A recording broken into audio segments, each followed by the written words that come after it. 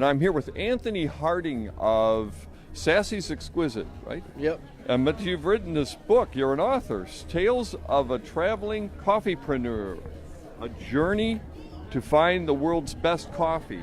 Yeah, it's been about 4 years in the making, and I just released it here yesterday. Wow, you released it here at Coffeecon. Yeah. Oh, that's great. I picked this up while I was waiting to talk to someone. You actually were with some people yesterday, and I started leafing through it, and I was like, this is really good. This is and very interesting, especially in the age of third wave, which is, in a way, it's gotten to be very limited lately. I think with a lot of they're all methods that really dealing with just a narrow window of coffee roasts, and I know the single origins. Yes, the variety is there, but not so much. You've got all kinds of different methods, some which, frankly, I don't think I've ever heard of before, and how you did this. So tell me a little more about this. I think our audience will really find this interesting. Well, okay, so I spent 3 years traveling around the world looking for the best coffee that I could find, and as I was going through that, you go to a lot of different places and they do things differently everywhere. And I'm the type of person that I like to try everything that I can. So like one of my favorite things that I found in Vietnam, and it's called egg coffee, which is one of, you just don't hear about it anywhere. And what they do is they mix in an egg yolk into the coffee with some sweetened condensed milk, and it turns into almost like a coffee milkshake that's hot. And it's like one of the best things I've ever had in my life. And then, of course, the Turkish coffees and just all kinds of interesting things. And I think there's about 45 different methods that I wrote in the back of that book. This is a yeah, it is just incredible if you're interested in brewing methods. And one thing that I have found is not only the brewing method, but the other ingredients that's mixed together. You don't shy away from that, and neither does the world, by the way. And the whole concept of just having extracted oil product called coffee is, for most of the world, not really the way coffee is consumed. Coffee's consumed as an ingredient, like a very important ingredient, maybe the base ingredient, but in really in all kinds of varied ways. And I just never realized the scope of it until I picked up your book. Well, that's quite a compliment. To think, 4 years ago when I first got started, before I got started, I knew I liked coffee, but I didn't know how much of a passion I had for it. And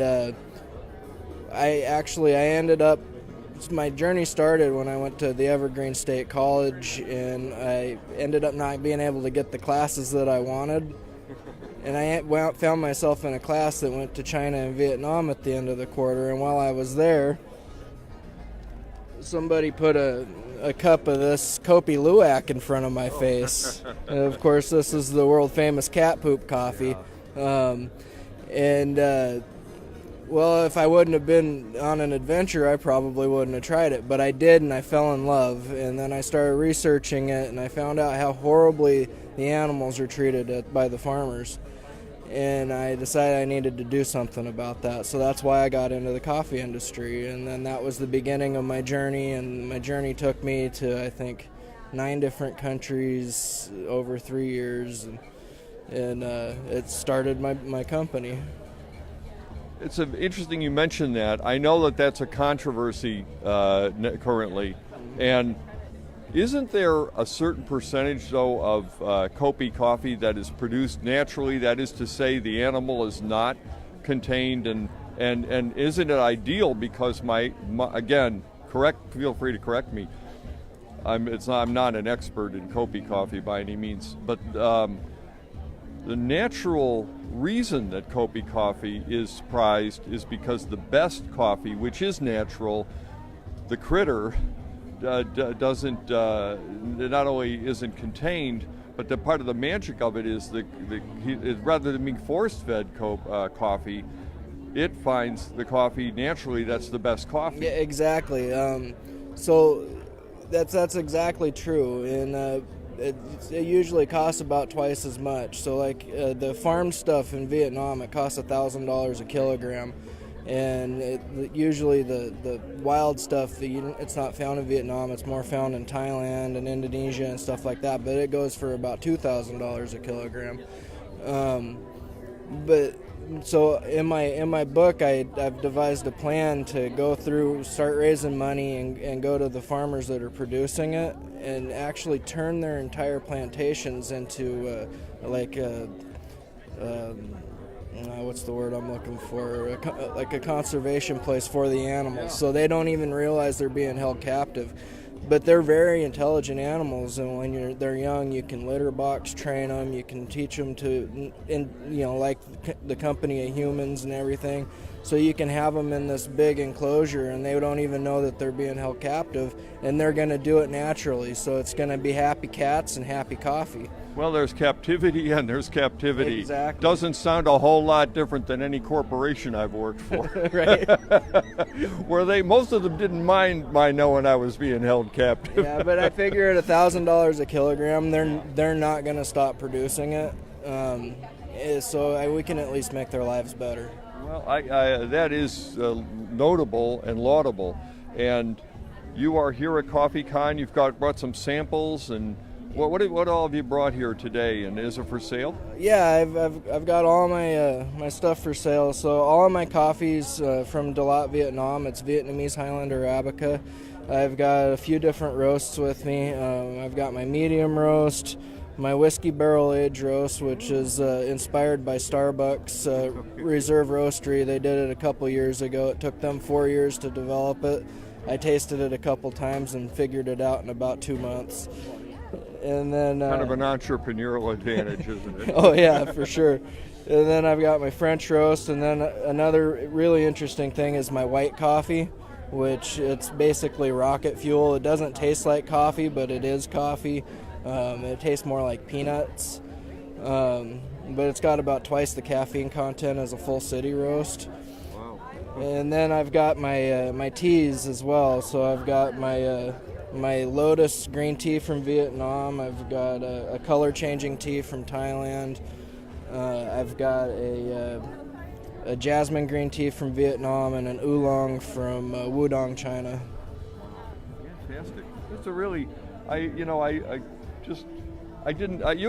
had probably talked to Pat, I know, because the fact is, right before this, the past several weeks, I really haven't paid attention. I could, frankly, a lot of companies that are here, it's just as fun for me to come to Coffeecon because I don't know what to expect. But this is a real treat to have you here and have the book. And I looked at the book and I got to admit, my first thought is, oh well, another author, huh? there's not that beneath the facade. There's not a whole lot of warmth necessarily between coffee authors. It's like, but even though I'm great friends with Ken Davids, and I hope to become great friends with you, I picked this up. This is a really unique book, and I urge you, if you're going to read one coffee book this year, a new one, you're looking for a new coffee book, this is the one. Tales of a Traveling Coffeepreneur, A Journey to Find the World's Best Coffee by Anthony Harding. If nothing else, it'll get you out of the box and away from corporate think on just what fine coffee is and what's out there, and some of it, I think, now I haven't looked at every recipe, but some of them I could easily see, trying to put that together at home myself in my kitchen. Yeah, it's a lot of fun. I've had a lot of fun with it over the last few years. So. Great. Well, you've got some really neat stuff here too, and I'm sure people are going to come out. We're at Fremont Studio all day. We're here from, it's already after 9, but we'll be here till 4 o'clock, and there's a great prize giveaway at the end of the day. You don't want to miss that either. So, and all the classes, we've got classes in all sorts of brewing methods, and when you buy a ticket, they're free, and there's no pre-registration for those. You just first come, first serve to the classes. So I urge you, and I want to thank you, Anthony. Well, thanks a lot. And if you want to find my book, it's on Amazon. Just look up Anthony Harding, because Coffeepreneur, I misspelled it on purpose. There's an extra E at the end. But you can't. You put the ones on there that. Oh, Coffeepreneur has an extra E. Yeah, the last E there. Oh, there's a typo in Coffeepreneur. Well, you made up the word anyway, so you're probably entitled to. Well, what's funny is Amazon. I was fighting with Amazon. They didn't want to publish it because it had the extra E, and I told them I deliberately did that. So just help me out here. Oh my gosh. An out-of-the-box experience for them. Anyway, we're looking forward. You could come here, and I have a feeling if you ask very nicely, Anthony would be willing to sign your copy. Oh, so. Definitely, and I plan on signing that one for you. Oh, well, thank you. See, it's well worth it. Do this, and anyway, thanks again, Anthony, and we'll see you soon. Yeah, thanks a lot, Kevin.